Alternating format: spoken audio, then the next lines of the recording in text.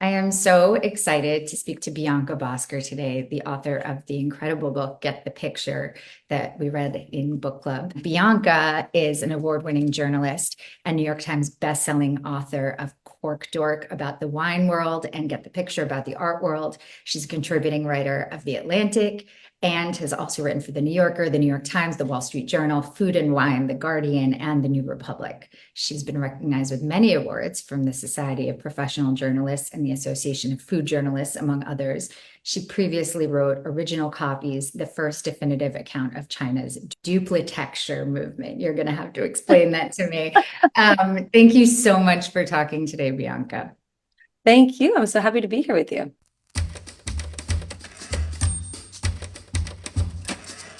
I love this book so much. It is so eye-opening and also so funny. What made you want to write about the art world? Well, I think it started from a place of ignorance and frustration. Art had been a huge passion of mine growing up, but then as I sort of entered the real world and started engaging with art, I felt like I was way out of my league. And before I started the process that turned into Get the Picture, I realized that art and I had not been on speaking terms for a long time.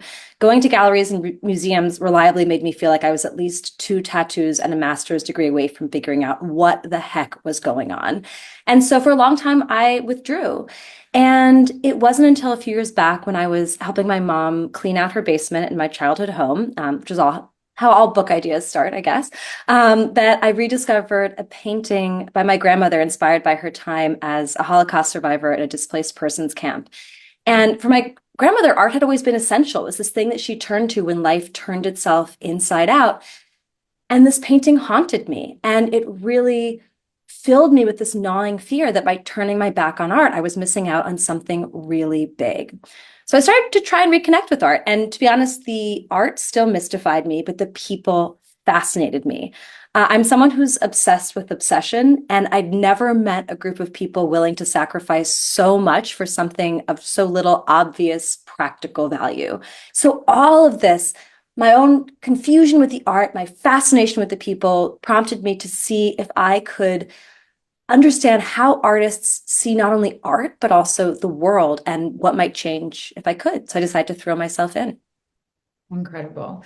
You write about what is being sold now as an idea rather than the actual art piece, that it's now about an idea or a discussion. How did we get to that point historically in art? And you write the thought trumps the thing. So has art become sort of like a branch of philosophy? That's a really interesting way of putting it. When it comes to contemporary art these days, I was really surprised by the extent to which the context, the idea, seems to carry so much more weight than the creation itself. And this has really been true for the last 100 years or so. I think, Marcel Duchamp sort of helped create this idea that what mattered about an artwork was the idea behind it. And we've kind of fallen in that zeitgeist ever since. And I think that what's fascinating to me, though, and what was so life-changing about going to work with Julie in her studio was understanding that artists are not sitting around in their studio just, swirling a snifter of brandy and contemplating sunbeams, right? I mean, yes, there's a lot of deep thought that goes on, but there's also the athletic activity of making a work. Working in artist studios, like I lost patches of arm hair to a sculpture. Like I, emerged covered in paint. I watched Julie like literally breaking a sweat to try and get the exact right shade of gray. And it made me realize how to look at art more like an artist. As Julie put it, painting is constant decision making. And I think that for me, it was a light bulb went off. It was really like, I think to savor work more like an artist to me meant slowing down. It meant examining the physical form, and it meant paying attention to those artists' decisions. Another artist that I did a studio visit with, she offered this actually very simple, but nonetheless incredibly helpful advice for unlocking a painting, or any artwork, which is simply just notice 5 things about it. And those 5 things, they don't have to be grandiose. It does not have to be an idea. It does not have to be, this artwork probes femininity in the post-internet age. It could simply be, this green makes me want to poke it, right? Or this hand looks like a starfish. And I think that process of just forcing yourself to be with the work, to sort of be two bodies in space, to notice, to look, to slow down, to stay in the work, opens up a universe. And you don't have to read a wall text. You don't have to read a press release. You simply have to be there face to face with the work. So, I think that that's not something that you hear a lot in galleries. It's not something that I heard a lot in galleries. I remember when I was selling photographs during Art Basel Miami Beach, I was struggling to sell them. And I had read everything the artist had ever said about the word. I had read every press release for her show. And it dawned on me finally that what I had never actually done was really look at the work, was really to stay in it. And when I did so, something clicked. I think the modernists sort of created this idea that looking at art was a philosophical process, a sort of bloodless endeavor, where it was just sort of like you were a brain in a jar. It doesn't have to be like that. Looking at these photographs, they made me feel like I was, lying on a beach in the sun. They just felt good to be around. And I think it's okay to remember that there can be a deeply physical experience to art. In fact, there often is. It can make our heart beat faster. It can make us, feel like we're melting in the beauty of it all. And I think for me, that experience and that breakthrough really began to alter not only how I related to art, but also how I related to the world. That's so beautiful. And really, reading that made me go into look at art in a different way. You spent time as a guard, as we mentioned, at the Guggenheim, and what was that experience like? How did that change the way you looked at it to actually be like spending 8 hours in one relationship to a piece? Yeah, so I decided to become a guard for a number of reasons. One of which was I was very curious to know, how would being around art for hours on end affect my experience of it? And the answer was to a great extent. And I will say that my first few days on post was deathly boring. I used to pray that someone would touch an artwork so I could tell them not to do it. Like I was just out of my skull. But then something began to change. You experience what's called slow looking. And, I would spend not just minutes around pieces, but, hours, days, weeks. And for the first time, I began to develop what I can only describe as love for a hunk of marble. There's a Constantin Brancusi piece. If you can picture, it's made of like the softest white marble you've ever seen. It looks sort of like a sweep of toothpaste coming out of a tube of toothpaste.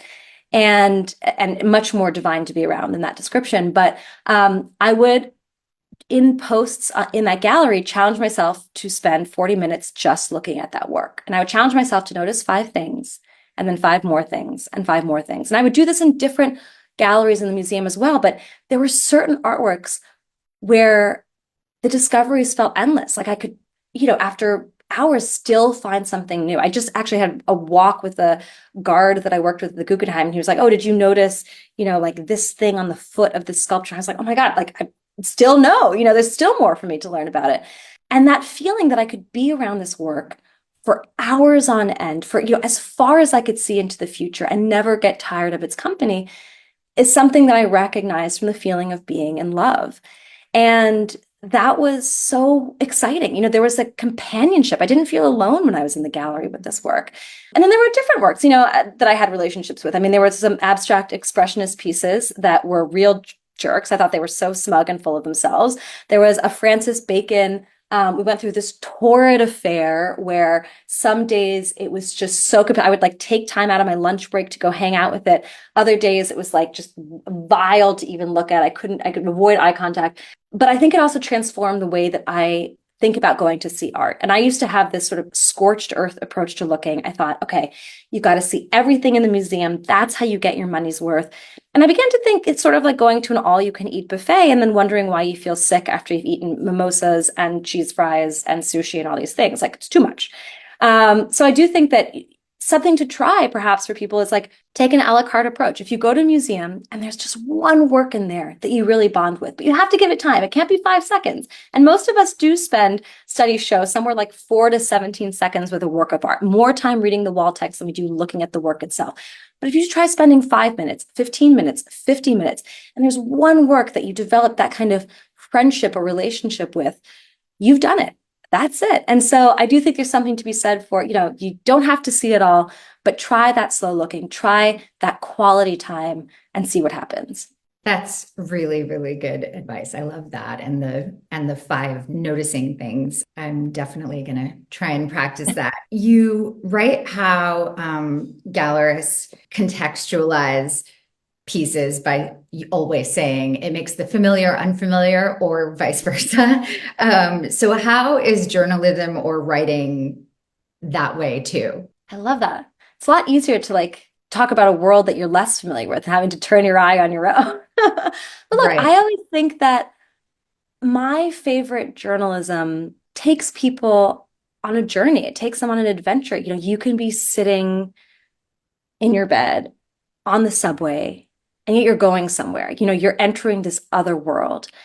And I think a lot of us expect that of novels, but don't always expect that of nonfiction writing. Mm, And I also really love the limitations of nonfiction writing. I mean, I think it's trite to say, but truth is stranger than fiction oftentimes to me. And I do think that the journalism that really inspires me is the one that just makes me discover the world that I'm in a completely new way. I think it kind of makes me love my fellow humans at a deeper level, fundamentally. um, Part of what inspired me about artists was this expansive approach that they took. And I will say that, like, I can't help but I think sometimes feel a little envious of artists and the way that they're able to just kind of follow whatever interest or passion they have and just sort of make their body of work change that ability to create work that doesn't have to exactly jive with a news cycle or justify a particular peg is something that artists have inspired me to try and figure out how to do more of mm. within my own writing. That's incredible. You write a lot about the classism of the art world and how it is kind of kept elitist. But you also write that art that criticizes the math of accumulation of wealth is being sold to individuals who embody it. So, how aware do you feel people in the art world are to that kind of paradox? It's a good question. I think, I set out to understand, why does art matter and how can any of us engage with it more deeply? And ultimately, I think that there are a lot of answers to those questions. And when you look at the art market, that is a very particular, answer to how people engage with it, right? I mean, and it's a total mess. And you do have people who are buying art to signal their belonging to a certain class, who are doing it to impress their peers, who are doing it to make more capital off of the capital they've invested in this thing that also buys them cultural capital and social capital at the same time. I mean, there's a lot happening. And I think that people in the art world are aware, certainly, of the hypocrisies, of the tensions, of the fact that we have this unfortunate winner take all model where a handful of artists and a handful of gallerists even are really making an outsized share of the profits. I think that there are people who are trying to change that system. It's not happening at a very rapid pace. And I also think that there's something that we can do as viewers, which is to develop our own eye. I think a lot of us, like it or not, we do outsource our judgment to context. And so I think that if more of us can really get in touch with our own visual literacy, if we can build up our own taste as opposed to outsourcing it to the hive mind, I do believe that that's an important first step towards a system where we can maybe try and support a greater diversity of forms of expression, different artists. Museums are places where we can have truly soul-shaking experiences of art. But that being said, I came out of this process believing that we should spend less time with the quote unquote masterpieces and more time seeking out work that is undiscovered, that is unknown, that is uncelebrated. So I would encourage people to go and see work at art schools, go to the gallery in someone's living room, the gallery in someone's basement. And also at the same time, try not to read the wall text, just try and stay in your own experience of the work. I think that both of those are crucial steps to developing your own eye, and hopefully one that can begin to get us on a path where the system changes a bit. I love the way Julie really opened my eyes up to this idea that taste is not a destination. I always thought, I have to figure out how to have the right taste. Like, what are the right things to like? And taste is a journey. We don't have to have these sclerotic tastes that we define ourselves by forever, but they should be malleable. We should be open to exploring, expanding, and rethinking them. That's very inspiring. Can you explain how art allows us to expand our minds and expectations? So I start off from a place of thinking of art as a luxury. And I can tell you now that I believe that it is truly essential to humanity. I mean, it is a crucial part of our existence. And one argument that both scientists and artists have arrived at in their own different ways that has deeply resonated with me is this idea that art helps us fight the reducing tendencies of our minds. So you think about how we look at the world. We don't see the world like video cameras. We are not objectively, accurately recording the scenes around us. Our brains are really these trash compactors, and we have these filters of expectation that descend and preemptively dismiss, prioritize, categorize all the raw data coming in even before we get the full picture. And what artists and scientists argue that art can do is essentially help us yank off those filters of expectation, help our brains get out of their well-worn models and kind of take in more.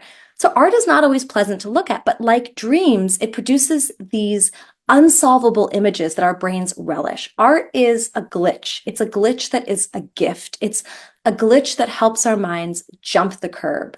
And so I came to believe that there's ultimately an artist in every single one of us, to the extent that we commit to struggle to keep our brains from compressing our experience of the world. I think art is not just an object, but it is a choice. It is a decision to live a life that's more complex, more nuanced, and ultimately so much more beautiful. Well, thank you so much, Bianca. Your book really, really changed my understanding of art and how to see and how to look in general in the world. And I really appreciate it. And I appreciate this time. Thank you. Thank you.